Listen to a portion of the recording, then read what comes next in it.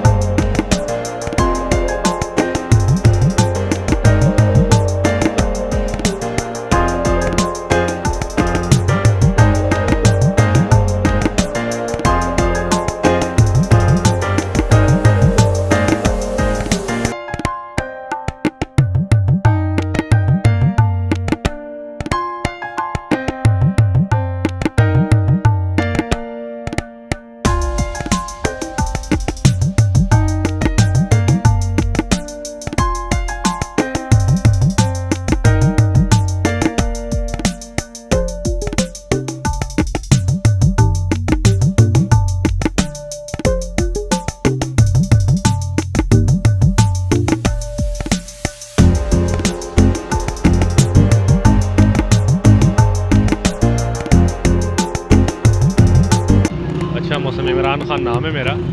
वैसे हम इंजॉय कर रहे हैं और आज बहुत ही बेस्ट और बहुत अच्छा रहम यार खान का मौसम बना हुआ है। मेरे ख्याल तकरीबन 2 दिन पहले भी था और आज भी, यानी कि हम डेजर्ट के लिए तैयार हुए हैं जाने के लिए, घूमने के लिए।